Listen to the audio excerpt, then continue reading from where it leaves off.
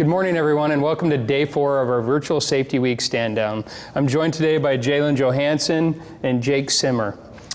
Today represents the keynote portion of our meeting, and it's produced some powerful moments over the years, which we are hopeful to have changed the lives and caused each of us to reflect on our individual commitment to safety, family, and life in general.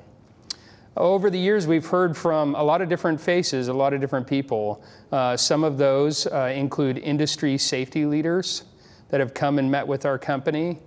We met and heard from Robin Abel, who is the mother of a daughter that was severely injured by an unsecured load in the Kirkland area several years ago.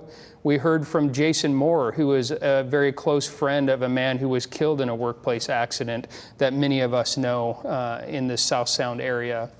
Russ Youngstrom was a man, if you recall, who had lost his arm in a workplace injury several years ago. And Cliff Mydell came and met with us last year. He's a former U.S. Olympian who carried the flag for the USA in the Sydney, Australia Olympics after overcoming a devastating workplace electrical accident. It was a powerful message for sure last year. Today, we're fortunate to hear from Christian Westman. He's a local man who some of you may know. Christian was severely injured in a workplace accident recently and has agreed to come and meet with us to discuss his injury and share his experience with our group and what he's learned. We really appreciate that from Christian. Christian's one of us. He's a son, he's a husband, a father, he's a friend, a coworker, and a lot of other things as well. He works in our industry and he's done that for the majority of his life. He loves construction. He's not a motivational speaker. In fact, I think that this is the first time that Christian's ever told his story to a group like this or participated in something like this. So for this, we're really appreciative and know that it's something that's going to resonate with each of us, and we'll have one of those powerful moments that hopefully will change the lives of somebody today that's watching. So without further delay, I'd like to turn the time over to Tony Barabee, our safety officer, and Christian Westman. Thank you. Hello, everybody. We're going to go through today with Christian. He was involved in a workplace injury, and so we're going to kind of get to know Christian a little bit here in the beginning and then kind of go through his story and with him and kind of show you guys how it relates to us out in the field and working. So this is Christian. How old are you? 38 years old. 38-year-old.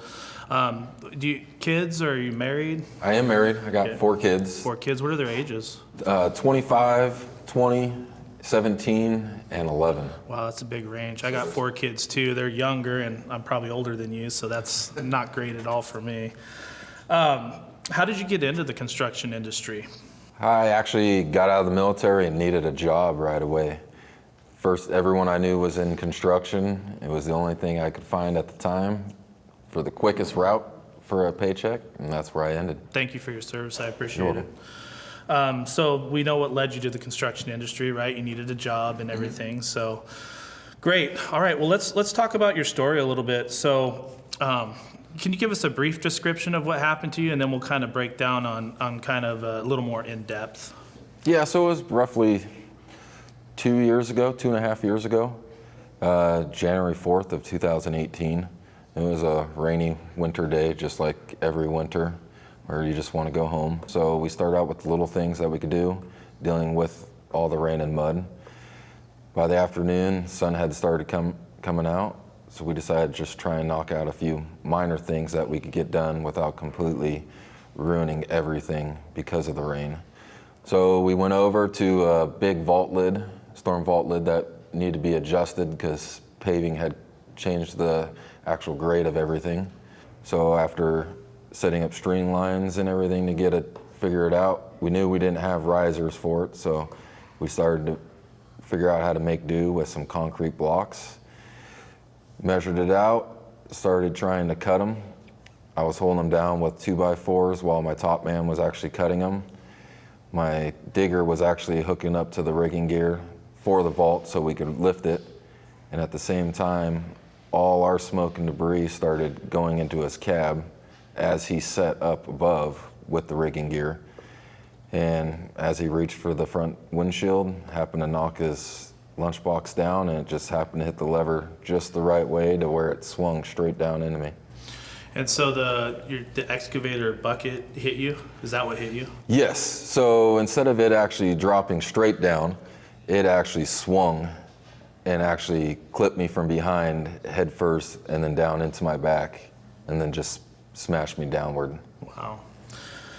Man, that's a serious story.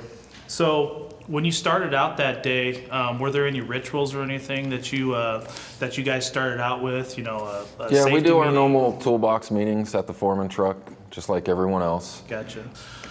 Is this something that you ever thought could really happen to you? No, especially not on the ground. I would have thought I would have got hurt in a ditch before anywhere else. Yeah, when you say in a ditch, meaning the excavator coming down and... Or just a sidewall caving in at the wrong spot, gotcha. along a ditch box or a manhole box.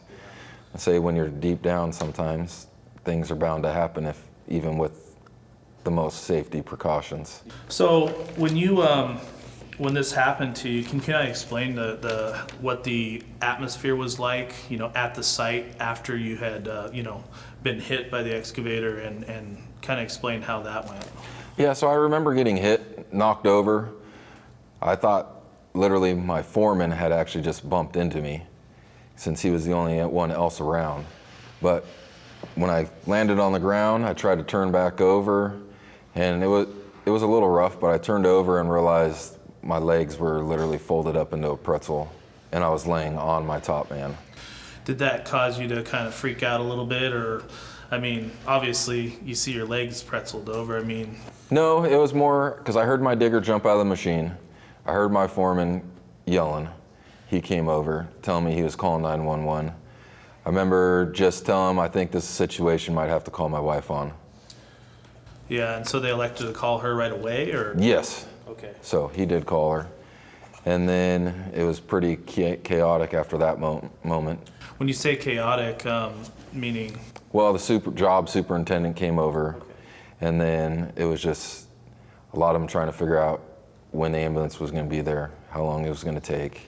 Can you kind of remember how long it took the ambulance to get there? I'd say within 10 minutes. It was literally right outside JBLM's north gate, so Oh, gotcha. it probably had to be 5 to 10 minutes, it seemed like. Gotcha. And so when the paramedics arrived, were they able just to put you into the ambulance, or? No, they actually told me they were going to have to cut everything off and then straighten out my legs. Kind of yelled at them to save my rubber boots. They were literally one day brand new. That probably didn't happen. No, they sliced them right off and yelled at me not to worry about it. Okay, So, so they straighten your legs, right, at the site. Yes. No pain medications. So. nope, they couldn't give it till I got in the ambulance because you're laying in the dirt. Yeah. So, no, cut all the clothes off, literally straighten the legs instantly. So were you awake during this whole time? Yeah, I was conscious the whole entire time, Couldn't imagine. so I felt it. Oh man, I couldn't imagine. Okay, so they get you in the ambulance and we head over to the hospital. Is that? Yeah, so I went to Madigan on JBLM just because it was literally right outside one of the gates, and it was the closest one they said they could get me to. Okay.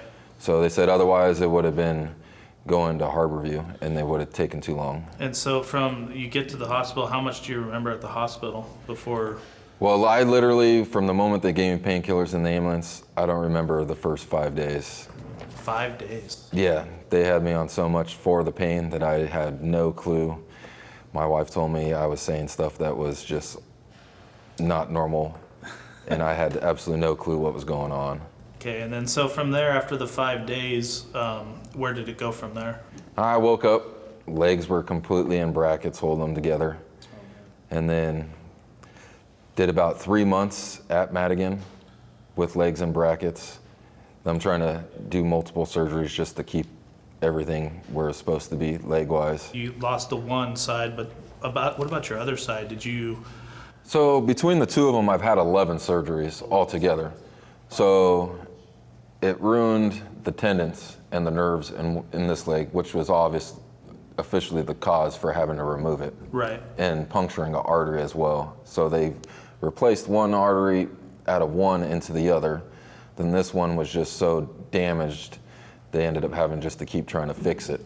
And how many times did they try to fix that? 3 times. And it didn't take any? No, so I got about a couple more years before I need another knee replacement. So after this, then we go into rehab?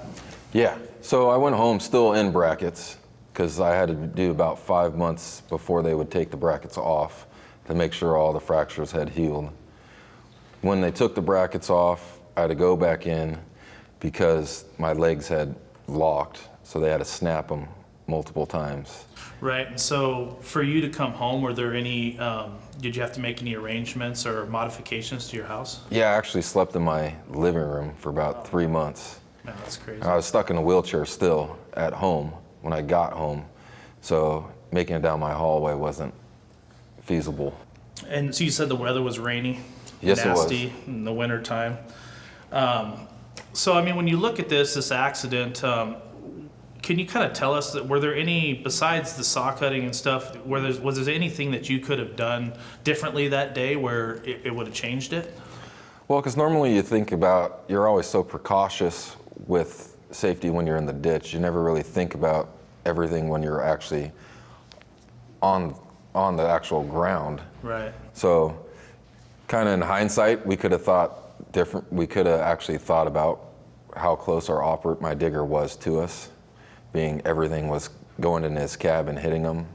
Just like he could have thought about holding off for setting up rigging gear for that vault. You know, the digger was a friend of yours. How did that affect him? Oh, well, it affected him greatly, especially we've known each other since high school. Right. So, and then we had actually worked together since I was literally 23 years old. A year after getting into construction, we started working together. So that's roughly 16 years-ish that we worked together. Yeah, was he able to come see you right away at the hospital? Yeah, so he came in, well, my whole work came. Okay. And then once I actually came to, he'd come visit me every day after work. And then once I got home, he'd come visit me at home. But when I was still in the hospital, I know he took a few weeks off, and it was still quite a while before he actually got into a machine besides digging in an excavator again. Yeah, maybe just seeing it over and over in his head. So let's talk about a little bit after your injury. You know, can you kind of explain how this has changed your life in a way, like, you know, with your family, with work? I mean, how has this affected you and changed your life?